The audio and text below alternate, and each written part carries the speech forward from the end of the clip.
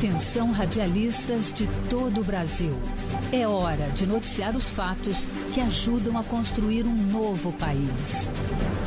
Direto dos estúdios da Empresa Brasil de Comunicação em Brasília, vem aí a Voz do Brasil.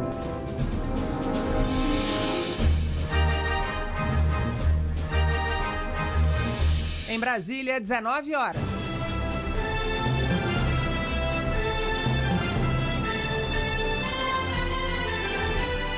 Está no ar a Voz do Brasil. As notícias do governo federal que movimentaram o país no dia de hoje. Boa noite.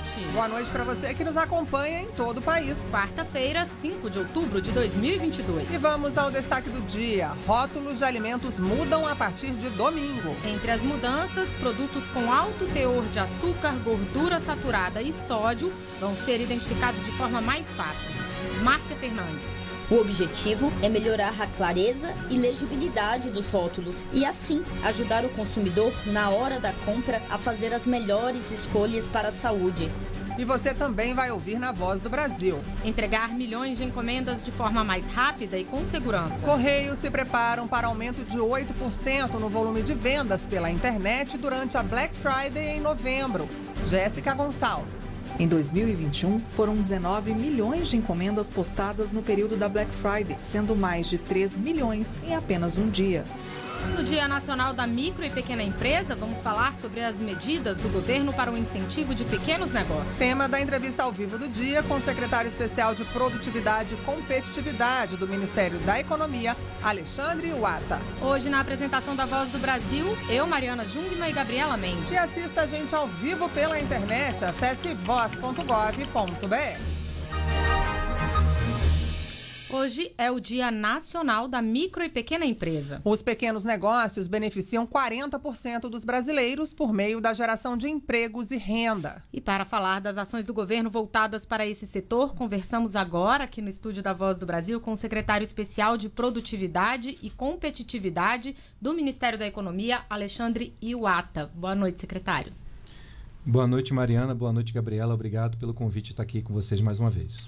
Secretário, vamos começar falando sobre o espaço que é ocupado pelas micro e pequenas empresas na economia do país. Queria que o senhor comentasse especialmente sobre a importância desse setor na geração de empregos.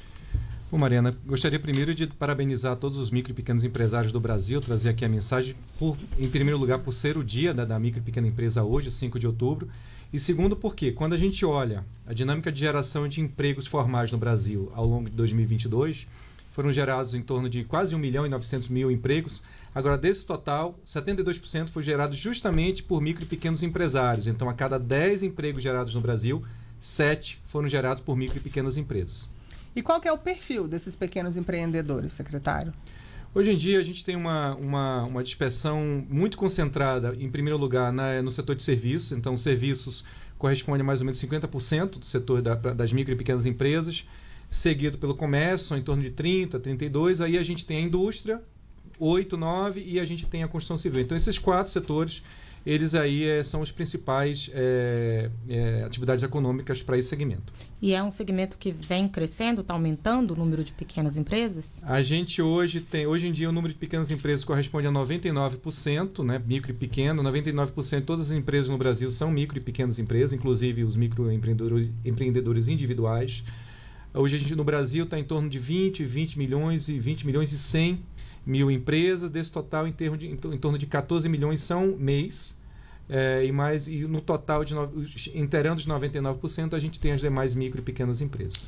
Secretário, quais são as maiores necessidades das micro e pequenas empresas que já foram identificadas pelo governo e de que maneira o governo está tentando atendê-las? Bom, aí eu acho que tem várias medidas. Primeiro, para a criação de empresas, né? A gente tem várias medidas que trouxeram uma facilitação realmente muito expressiva para criar. Então, hoje em dia, você cria uma empresa, em média, em 23 horas. Sendo que se tem uma distribuição regional, né, nesses números, então o estado, hoje em dia, mais rápido para se criar uma empresa, em média, é o estado de Sergipe. Quando você olha para as capitais, a capital com maior velocidade de criação de uma nova empresa é justamente Recife. Você cria uma empresa em média em Recife em 3 horas, Quer dizer, se alguém em Recife começar a criar uma empresa agora, tentar abrir uma empresa agora até o final do dia, ela possivelmente já vai ter criado. E quando a segunda, a capital com maior dinâmica de velocidade de criação de emprego é a Aracaju, que você cria uma empresa em 5 horas. Recife em 3, Aracaju em 5. Esse é o primeiro gargalo, né? Acho que é o gargalo da criação de empresas, do tempo de criação, que hoje está bem mais rápido. Lembrando que com a lei da liberdade econômica, você identificou 300 atividades, que o processo de licenciamento para o início das atividades hoje é praticamente automático. Por quê? Porque essas 300 atividades são consideradas atividades de baixo risco. E em sendo de baixo risco, você não tem a necessidade de pedir o alvará, de trazer o alvará aí, tanto na parte da Anvisa, quanto na parte do Corpo de Bombeiros, quanto da parte de licenciamento ambiental. Então, isso foi uma facilitação enorme e tem um número expressivo de empresas nesse nicho que a gente está dando bastante agilidade para o início de operação. O segundo ponto importante e de dificuldade para as micro e pequenas empresas é justamente o PRONAMP, é o crédito, é o acesso ao crédito. Eu tive aqui, acho que 2 meses e meio atrás, justamente no lançamento do PRONAMP, então a gente está em torno de 3 meses que o PRONAMP foi lançado, e até hoje, entre PRONAMP e PA, que foram os 2 programas principais do governo para o acesso ao crédito a esse segmento de empresas, a gente já tem 36 bilhões de reais em operações de crédito para essas empresas, aí totalizando quase 350 mil empresas atendidas. Então o programa voou nesses últimos 2-3 meses. Agora, o senhor mencionou a Lei de Liberdade Econômica, também foi criada recentemente a Lei do Ambiente de Negócios. Eu queria que o senhor falasse um pouco mais sobre o que elas trouxeram de fato de inovador e que ajuda a tirar esses gargalos que o senhor estava mencionando.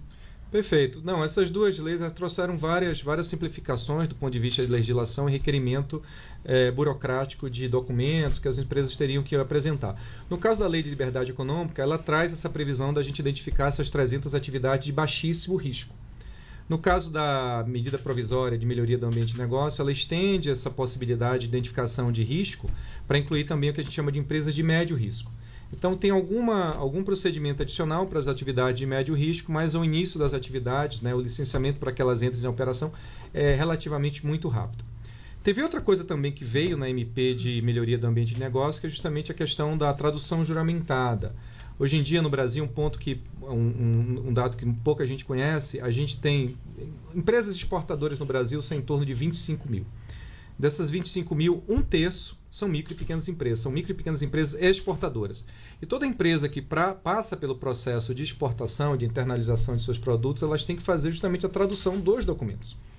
Isso no Brasil havia algumas limitações para a gente ampliar o número de provedores desse tipo de serviço.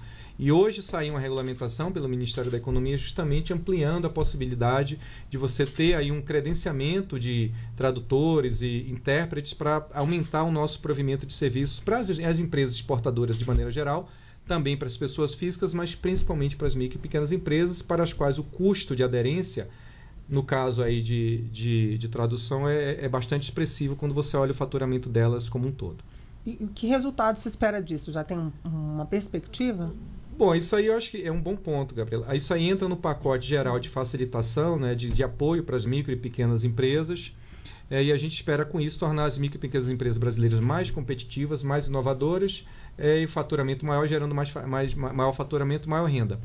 Eu queria aproveitar o ensejo. A gente tem também a medida, eu acho que é uma medida super positiva para a micro e pequena empresa, em especial para o MEI, inclusive, que é a nota fiscal eletrônica de serviço.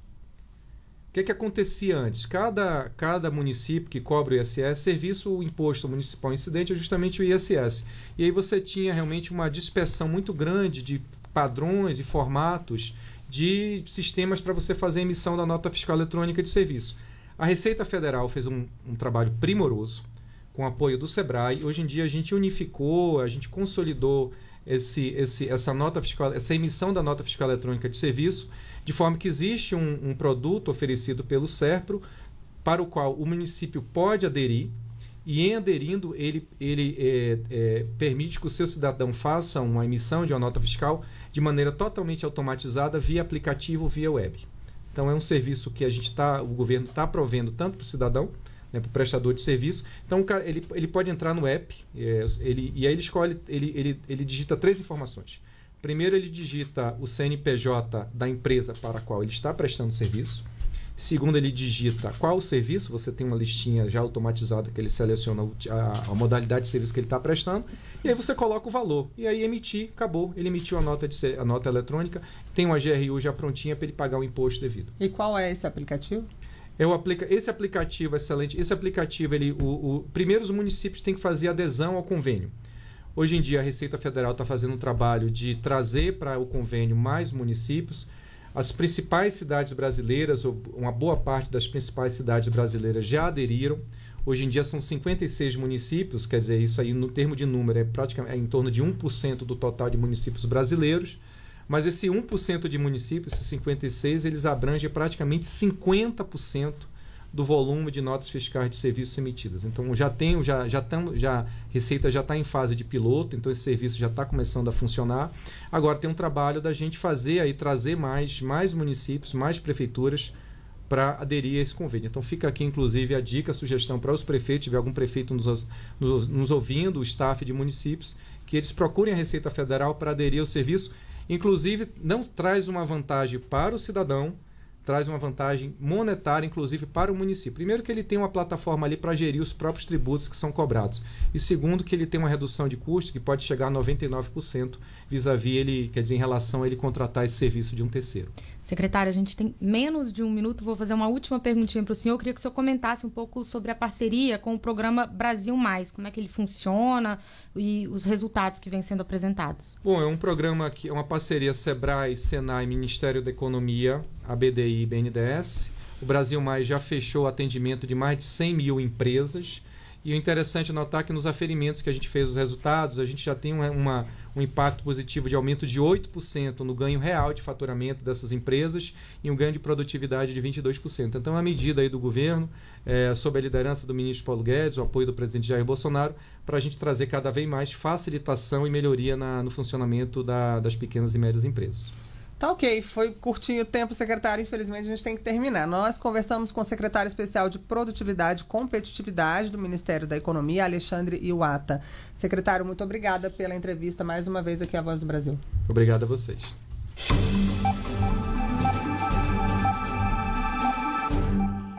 Na hora de comprar um alimento, o consumidor deve estar de olho nas informações que estão no rótulo, como prazo de validade e informações nutricionais. E para ajudar o consumidor, a partir da semana que vem, as embalagens dos alimentos devem vir com novos rótulos, mais fáceis de ler e com informações mais claras. A ideia é auxiliar a escolha mais consciente de alimentos.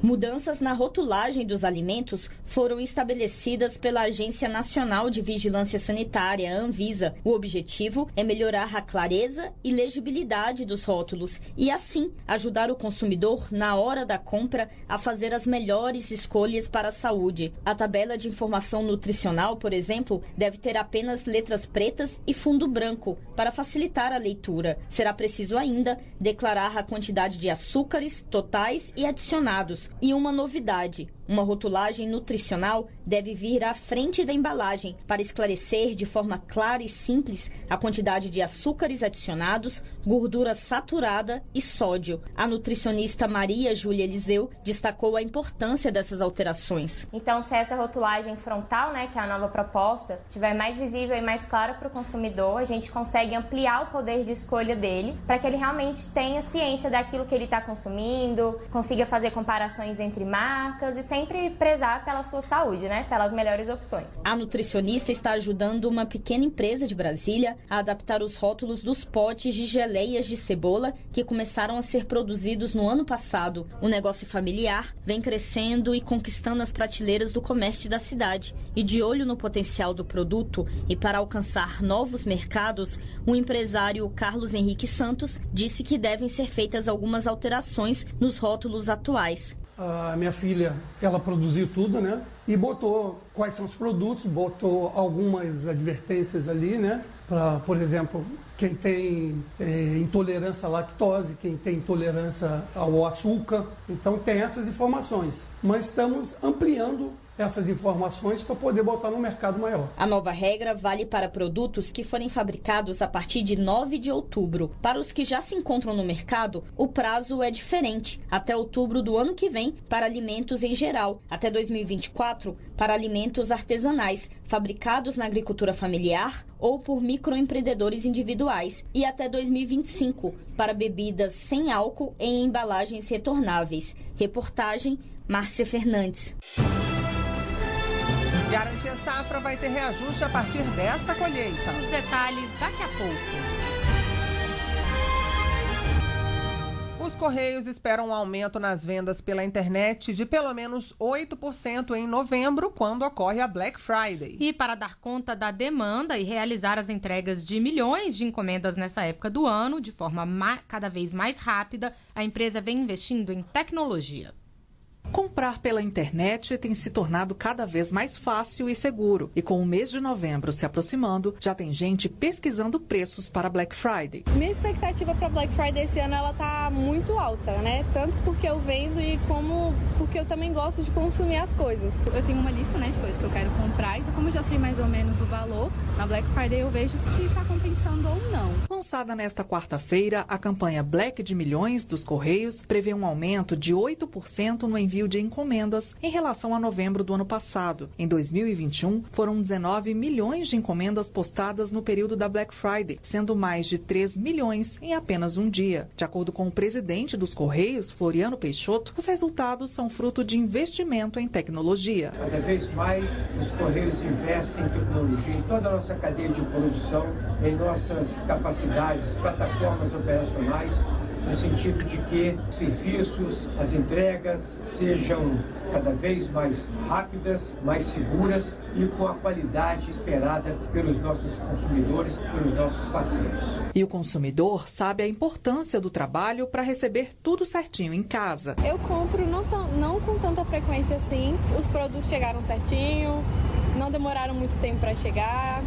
Entrega também é bom, eu sempre procuro sites seguros que sejam mais pelo Correios, porque é mais confiável. Para tornar o atendimento mais seguro, os Correios oferecem ainda opções como o Correios Log para empresas de comércio eletrônico, o Clique e Retire e os Lockers, que são armários inteligentes instalados nos principais centros urbanos do país. Hoje, de acordo com a empresa, existem 70 e a expectativa é que esse número chegue a 300 até o final de 2023. Reportagem Jéssica Gonçalves.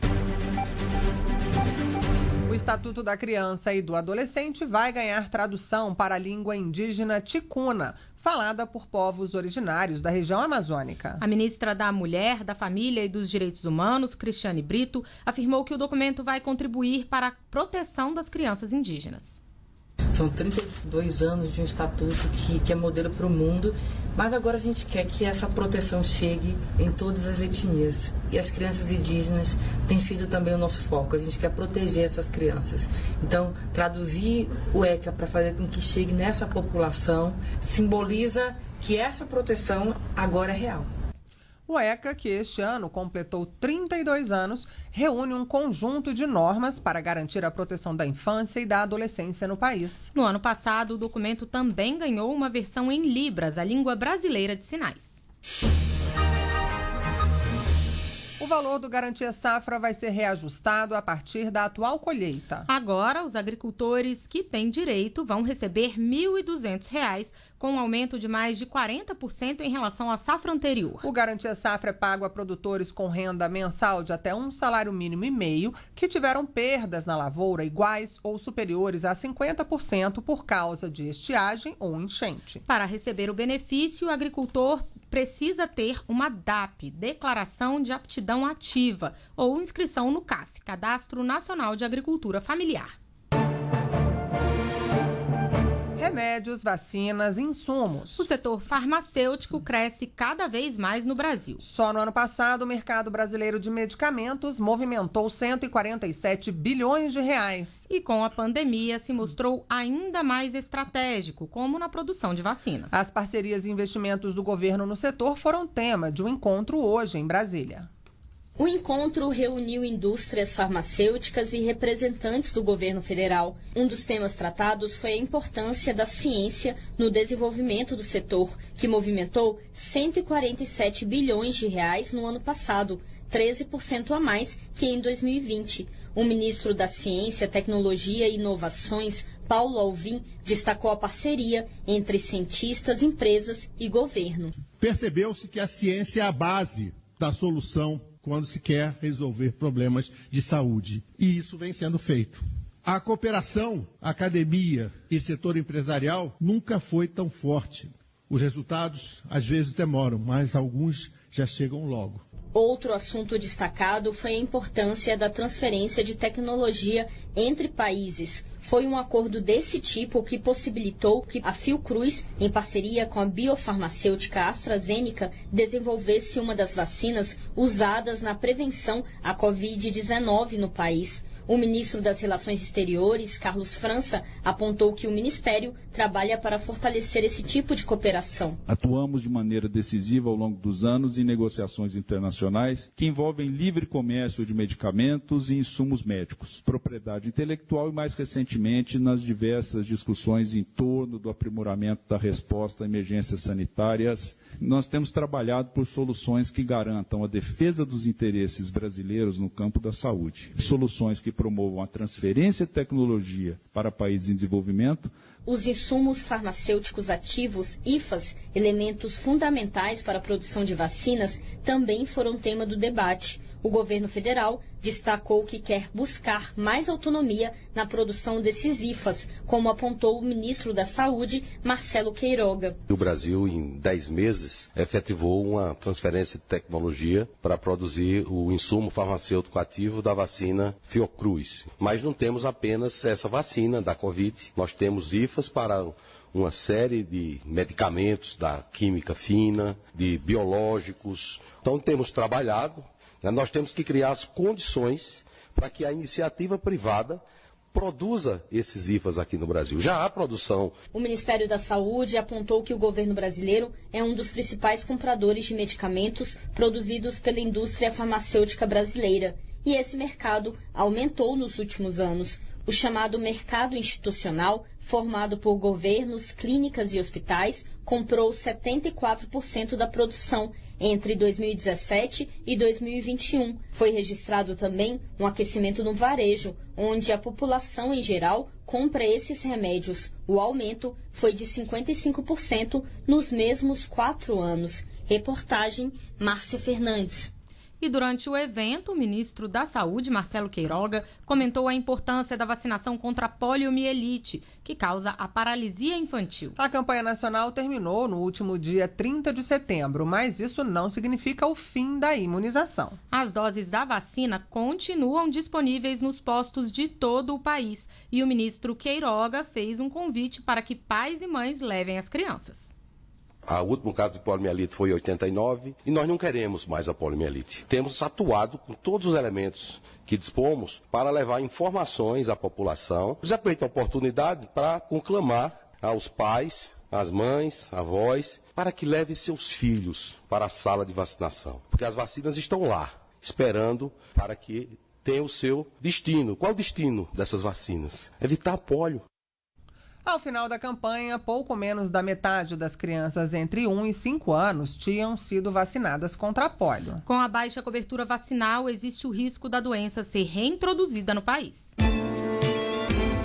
O Sistema Nacional de Informações sobre Segurança de Barragens, a principal ferramenta de dados sobre as barragens no país, foi atualizado. Por meio do sistema, é possível checar dados das 23 mil barragens existentes no Brasil. O sistema pode ser acessado pela internet em snisb.gov.br. E essas foram as notícias do governo federal. Uma realização da Secretaria Especial de Comunicação Social do Ministério das Comunicações. Com produção da empresa Brasil de Comunicação. Fique agora com o Minuto do TCU e em seguida as notícias do Poder Judiciário e do Congresso Nacional. Boa noite. Boa noite para você. Até amanhã.